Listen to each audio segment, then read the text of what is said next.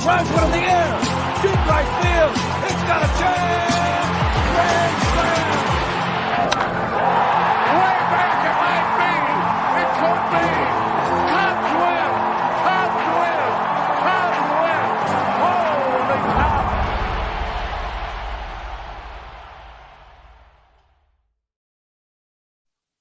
The Dingers podcast is on the air. I'm your host, Mitch. I'm riding solo today.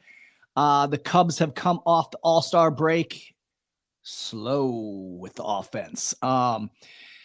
Dropping 2 of 3 to the D-backs. On Friday, they lost 2-5. On Saturday, no offense in sight, lost 3-0. And then on Sunday, they pull out a win late after, again, the offense not showing up, but they do pull out the W, largely more to Lovello's use of his own bullpen. But they did get the win 2-1. Nico Horner walk to win it in the 10th. But slow start.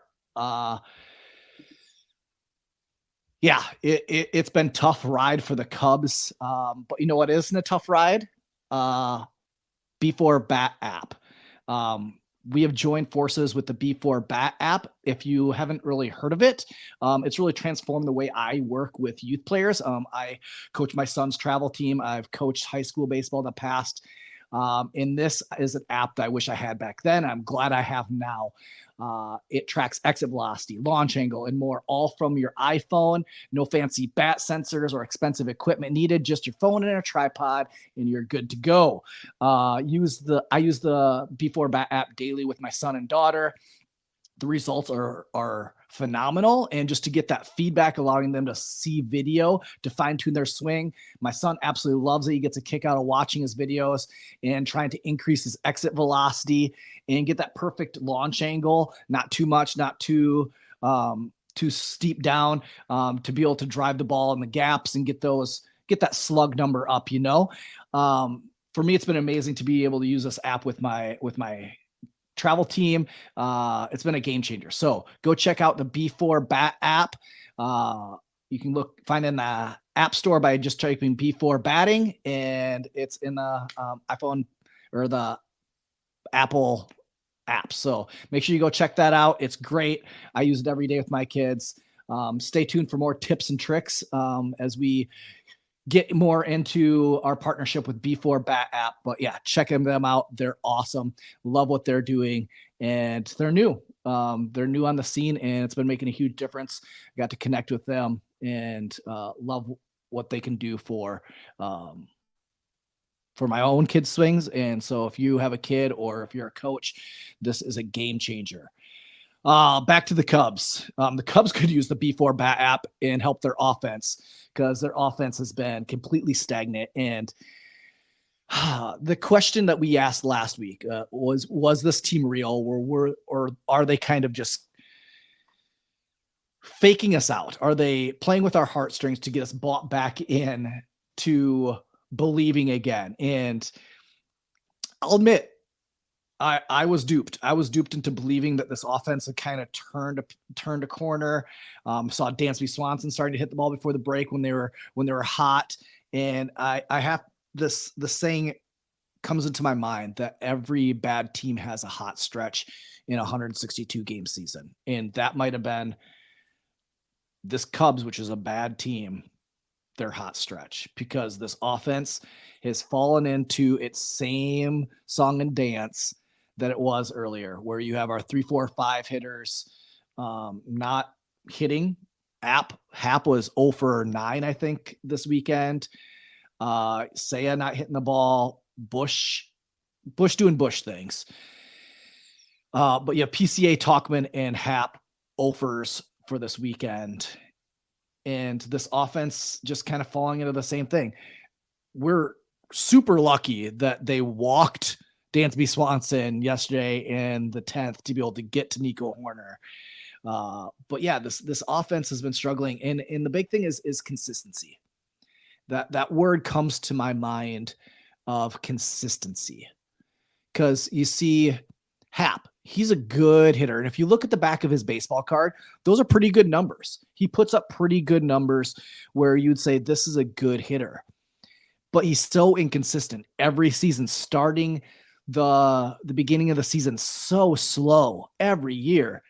And I know there's hitters in the league that are like that, but this season it lasted pretty long, and it's happened pretty long in the past too. But you look at this lineup, and there's so much inconsistency. In there should be a stat of just consistent baseball. Are they consistent player? Can they put up good numbers consistently throughout the year without these highs and lows? Seiya Suzuki, he's a good player. His back of his baseball card again is really good, but the consistency doesn't help the overall team. And right now, this team on the offensive side is not working. It's not working. You have too many players on this team that are up and down and not consistent in being productive with their outs. And I know on Friday you can make the call that it was bad umping. I'm going to take a drink of coffee. I'm recording early Monday morning, so I need my coffee to be able to get through. But yeah, you could say, yeah, maybe it was the umps didn't bad calls. There were bad calls, and that might have hurt getting off to a fast start in the second half. But when you have Dansby Swanson, who's the most inconsistent, just not great offensive player this year, along with, I know Talkman's coming off an injury. He had a slow start this weekend, and it's small sample size for a second half, but you have to look at this team as a whole. Going into even last year, they got hot for 2 months, and everybody got hot at the same time. But before that, it was so much, the whole team was just inconsistent, and they've gotten lucky that they've all gotten hot at the same time. But there's going to be trades. They have 10 games before the trade deadline. Now they have 7 games before the trade deadline. And you already heard this weekend, Jameson Taillon they're taking calls, which they should get something for Jameson Taillon. He's a great pitcher. He's been great this year. He's been what the Cubs expected him to be when they signed him to the contract last year. But there's going to be others that could be up on the trade block. And so these next 10 games, I was, before the All-Star break, I believed that this team could make a push. And I know they're only 3.5 games back, but they haven't done enough to show some spark. And I know Craig Counsell's taking a lot of heat, and I want to start putting the heat on him. I want to see some smoke, because Craig Counsell Friday should have got ejected from that game. He needs to protect his players. We need to see some passion. We need to see something out there. At least with Ross, we had some passion. Get these guys fired up. It is so dead. And to see them come out so flat, it's just boring baseball. And it's getting to the point where it's almost unwatchable. Saturday was tough to watch. I didn't watch all of it. I listened to a lot of the second half, but it was like same song and dance. Offense not putting up numbers, leaving guys in scoring position, guys second and first and second with nobody out, nothing to show for it. You're getting guys on base, but the inconsistency in the lineup from top to bottom, you have too many holes in this lineup, and they're going to have to take a good look organizationally of being able to get guys to be consistent. So down the minors, they're going to have to start getting guys. I don't know what they need to do. That's why I'm here, and I'm not working in Major League Baseball, but they need to solve this issue. The good teams, the Atlanta Braves, they have enough guys that can be consistent, or even when they're struggling, like Matt Olson this year's not putting up the numbers he normally does. But when you compare him to Michael Busch, he's doing pretty good. He's right along with Michael Busch numbers. Now, he's not putting up the slug and the home runs that Matt Olson's used to, but the Braves are still being successful because they have enough guys in their lineup that are consistent. And this Cubs team just isn't doing it. And especially the middle of the order. Like when we got hot is when we had Happ, Seiya, Busch, and you throw in one other guy like Horner getting on base, and this lineup can score some runs. But when you have guys not setting the table, and then the guys that should be driving in the runs can't produce, you're not going to get many runs. And then you look at the bullpen. We've complained about the bullpen for so long. The bullpen has been stellar the last month of the season. This 3-game set, they didn't give up any runs, the bullpen. We had great starting pitching from Shota, and we had great starting pitching again from Hendricks with nothing to show from it. This offense is the key to the success of this team. And there's not enough there. And so then you have to turn the attention to Jed. He didn't do enough in the offseason to get this offseason to take the next step. I think that Jed thought that this division was going to be weak enough that he could barely squeak in, and he could get enough collateral with making the playoffs and use that to cover his butt from the fans and not taking heat. Well, it didn't turn out the way Jed thought. It didn't. Because this offense is struggled, and there's other teams in this division, the Brewers. And I'm going to tell you, the Pirates are going to be a problem the next 5 years. They're going to be a problem in the Central. And so it's tough. It's tough. And then you look at Craig Counsell, and I know I brought him up earlier, but after the game, you got in a little argument with Jesse Rogers about, and I would say the way Jesse went about asking the question probably wasn't the most tactful way. But at the same time, I saw more passion going at Jesse Rogers out of Counsell than I've seen him in the dugout holding his players accountable. And so it's frustrating that Craig Counsell there's no passion there. And not to say that he doesn't care. He just doesn't show it. And that might be his personality. And I'm a little bit more fiery. I related more with Ross probably personality-wise. But we got to see some fire, some kick in the pants. Let's go. This is the time we have to go. If any time that the Cubs had to flip the switch and make a push, these 10 games had to be it. And to come out as flat as they did the second half, they needed to take 2 or 3 here. A sweep would have been great. Instead, they only got 1 out of 3. And now they're going to face the Brewers. And I know it's at home, but it's going to be a tough stretch here with these 3 games where they're going to have to do well if they want even a slightest hope of anything positive without making a ton of trades. You got Assad going today, Taillon going tomorrow, and then Steele going on Wednesday. They have to win 2 of 3. They have to. If they go 2 of 3, there's going to be guys that are going to be gone. Taillon's probably going to be gone for sure. Bellinger, I guarantee, even though he's injured, is going to be gone. Somebody's going to want him. And I know you have Casey coming on the back end of this, but it doesn't look good. And it looks like another time where we're going to have to make some trades and some selling off of this team.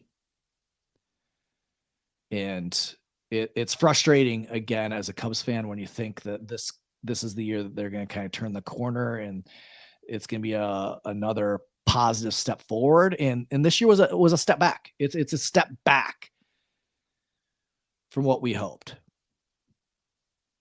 Again, great pitching. Our pitching has been what's keeping us going. Shota was pitching lights out. What do you have?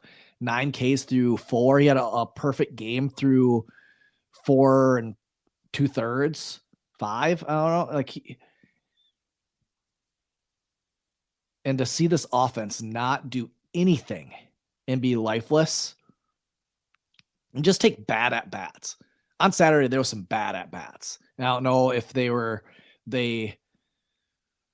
because of Friday's game of not getting some calls, they extended the zone a little bit. But we got to be more productive, especially when we have guys first and second, nobody out, of at least getting runners over and setting a table for somebody to be able to drive some runs in. And you just don't see guys making good at bats to be able to push runs across. And maybe that was what Jesse Rogers brought up, that he thought Morale was swinging for the fences rather than doing what he needed to do. I don't think it's a wrong question to ask. And Craig Counsell took some, flack for it, or he pushed back on Jesse Rogers saying it was a bad take. I don't know if it was a bad take. I think the way Jesse asked it could have been a little bit better. Saying, hey, like in that situation, would you have liked to see Morale shorten a stroke and put the ball in play rather than maybe take some big hacks? I could see that, because he was taking some big hacks. And in that situation, we need productive, move the guy in, move the guy over. So it's frustrating. It's frustrating being a Cubs fan right now. You almost feel the pressure of that something good needs to happen. This 3-game set with Milwaukee. And it does. It has to happen. We have to have a good game here tonight. Assad has to pitch well. Didn't pitch great on his first game back from the IL before the All-Star break. Struggled a little bit. So that's where we're at as Cubs fan. That's what we're going to have to hope for these next 3 games, and hoping that something good can kind of happen fast before the trade deadline, or we're going to have a lot of these podcasts where we're going to be talking about new players in the minor league system. And we're going to have to look at, hopefully they're making trades with 2025 in mind, because if they don't do something next year, Jed's going to be gone. He is. Like, there's no way Cubs fans are going to let this happen another year without a big change. So keep up with us, keep listening. Make sure we are part of the On Tap Sports Network. They're writing some great articles on the ontapsportsnetwork.com website. Every single game, the game recaps, the Bulls, summertime, there's a summer league, had a great draft, looks like. Go check out On Tap Sports Network, where you can get great articles on your favorite Chicago sports teams, and as well as their Cubs. You can enjoy reading all of our frustrations and your frustrations, maybe in the written word. But yeah, thanks for listening to the Dingers podcast. This is gonna be a short episode. We recorded last Thursday. It's Monday now, so not much turnaround. Just wanted to give a little bit of this weekend frustration, and that you feel the pressure that we feel. Hopefully the Cubs feel the pressure that we're feeling, that something needs to happen, needs to go now. We need to have a good 3-game set versus Milwaukee. But thanks for listening. Go Cubs, and thanks for listening to the Dingers podcast.